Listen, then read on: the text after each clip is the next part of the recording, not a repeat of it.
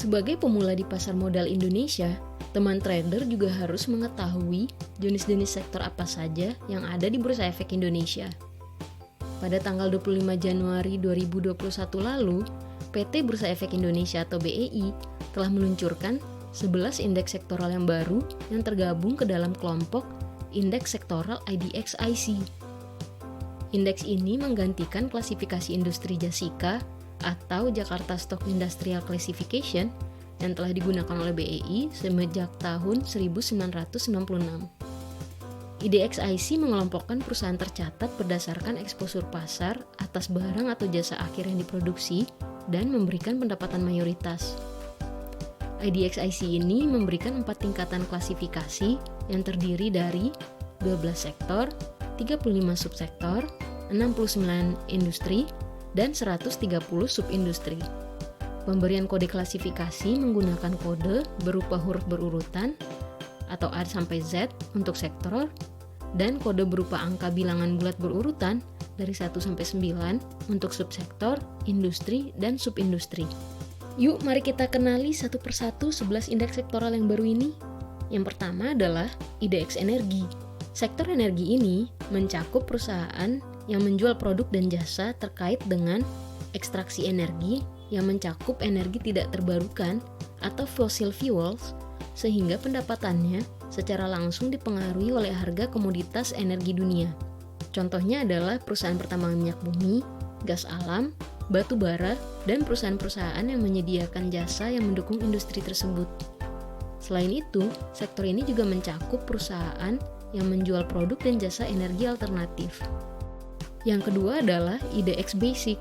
Sektor industri barang baku ini mencakup perusahaan yang menjual produk dan jasa yang digunakan oleh industri lain sebagai bahan baku untuk memproduksi barang final.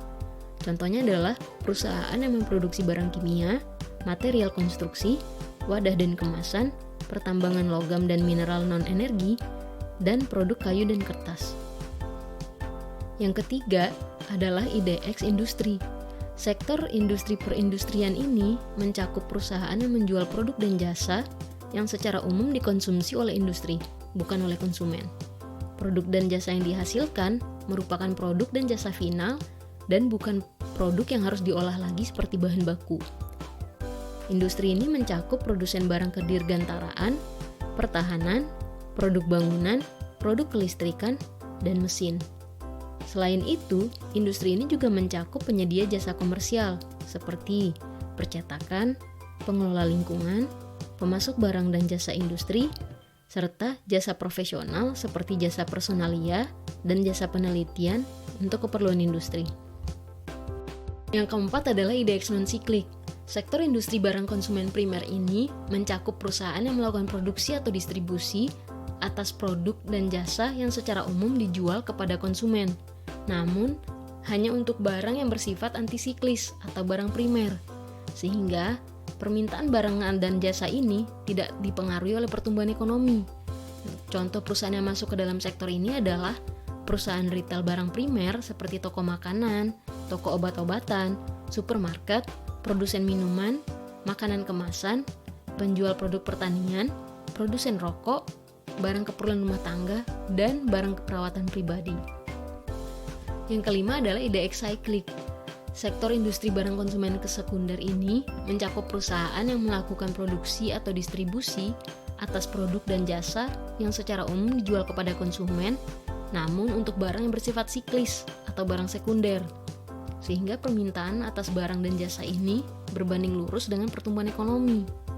Industri ini mencakup industri yang memproduksi mobil penumpang dan komponennya, barang rumah tangga tahan lama atau durable, pakaian, sepatu, barang tekstil, barang olahraga, dan barang hobi.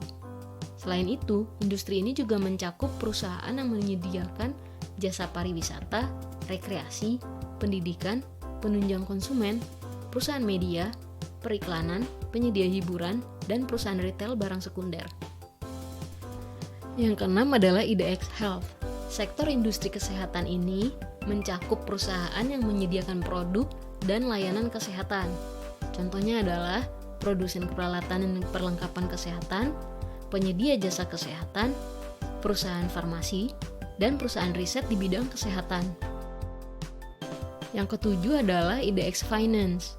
Sektor industri keuangan ini mencakup perusahaan yang menyediakan layanan keuangan seperti bank, lembaga pembiayaan konsumen, modal ventura, jasa investasi, jasa asuransi, dan perusahaan holdings.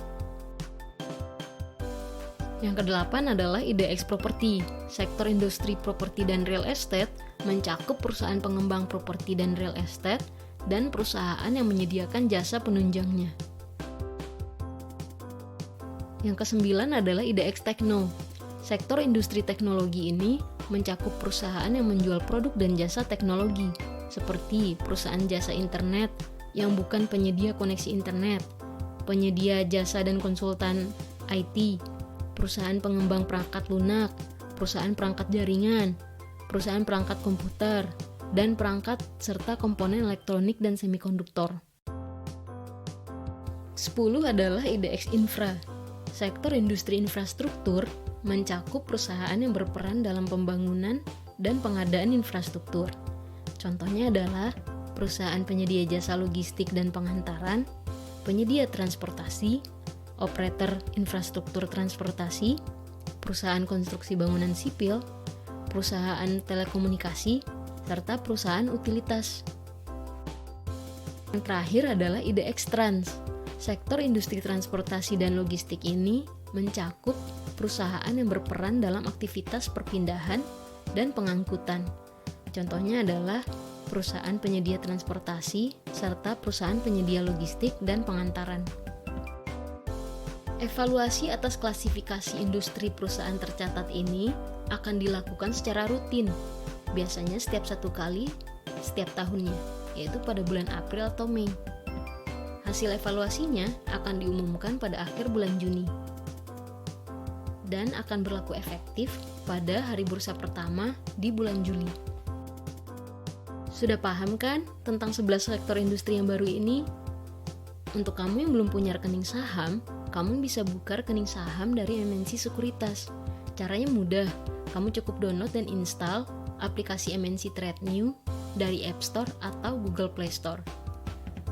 Jangan lupa untuk memasukkan kode sales M01 untuk mendapatkan gratis aplikasi Tetra Saham selama 1 bulan. Sampai jumpa di video edukasi saham lainnya dari Tetra Saham.